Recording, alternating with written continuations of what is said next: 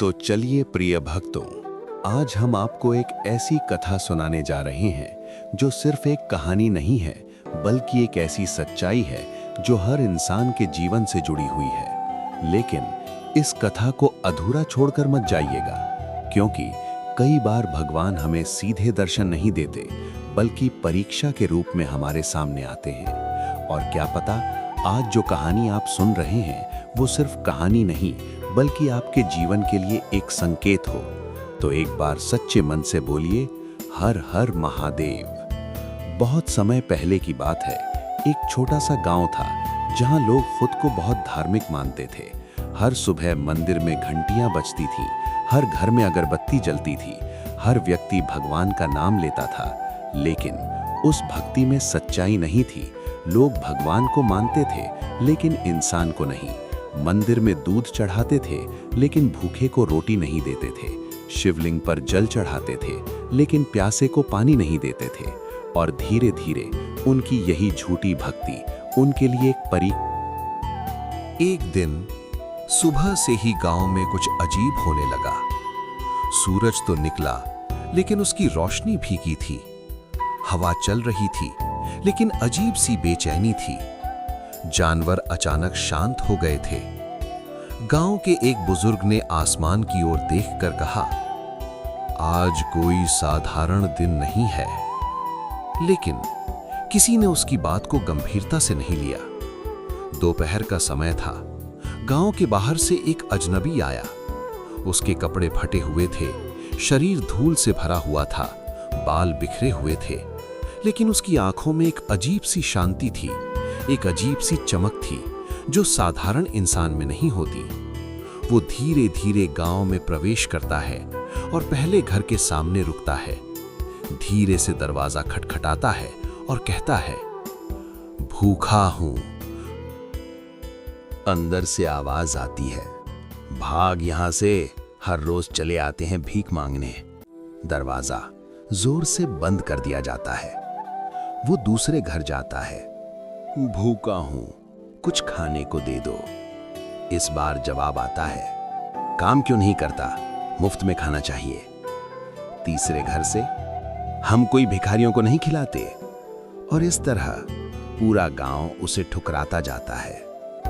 लेकिन जैसे ही पहला घर उसे अपमानित करता है, उसी घर के अंदर चूल्हा अचानक बुझ जाता है, दूध फट जाता है, बच्चा जोर जोर से रोने लगता है।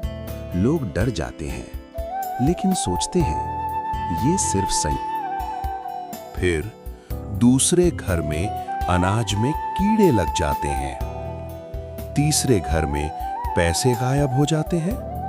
अब धीरे धीरे डर फैलने लगता है। इसी बीच वो भिखारी एक बूढ़ी औरत के पास पहुंचता है। वो औरत खुद बहुत गरीब थी। उसके पास खाने के लिए कुछ खास नहीं था, लेकिन उसने अपने बर्तन में देखा एक आधी सूखी रोटी पड़ी थी।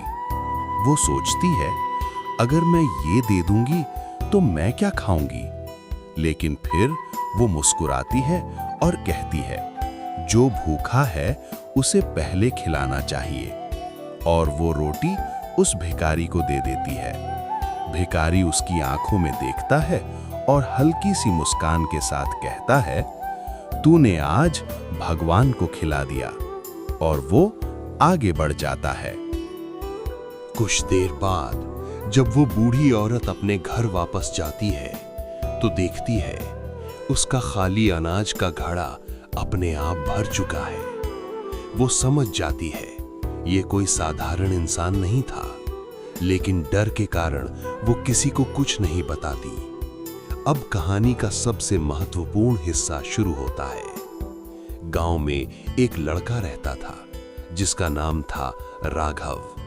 राघव बहुत गरीब था, लेकिन उसका दिल बहुत बड़ा था। वो रोज भगवान शिव का नाम लेता था, लेकिन कभी उनसे कुछ मांगता नहीं था। उस दिन राघव के घर में बहुत बड़ी समस्या थी। उसकी मां बीमार थी। घर में खाने को कुछ नहीं था, बस एक ही रोटी बची थी। राघव उस रोटी को अपनी मां के लिए बचाकर रखता है। तभी दरवाजे पर दस्तक होती है। वही भिखारी खड़ा था। धीरे से कहता है, बेटा भूखा हूं। राघव चुप हो जाता है।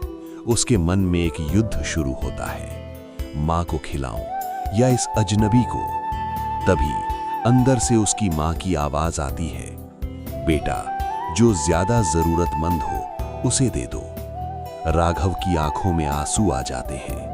वो आखिरी रोटी उठाता है और भिखारी को दे देता है। भिखारी रोटी खाता है और मुस्कुराता है।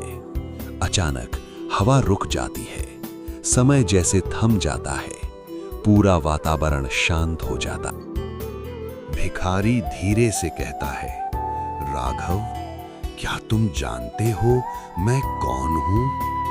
राघव सिर झुकाकर कहता है, आप मेरे लिए भगवान से कम नहीं। तभी अचानक तेज प्रकाश होता है। धरती कांपने लगती है और भिखारी का रूप बदल जाता है। वो कोई और नहीं, स्वयं महादेव होते हैं। पूरा गांव दौड़कर वहां आता है। सब घुटनों पर गिर जाते हैं। महादेव की आंखों में क्रोध होता है और वे कहते हैं, तुम सब ने मुझे पहचाना नहीं। तुम मंदिर में मुझे ढूंढते हो लेकिन इंसान में नहीं। गांव वाले रोने लगते हैं, माफी मांगते हैं। महादेव कहते हैं, सच्ची भक्ति पूजा में नहीं सेवा में है। जिस दिन तुम हर इंसान में भगवान देखोगे उस दिन तुम्हारी जिंदगी बदल जाएगी।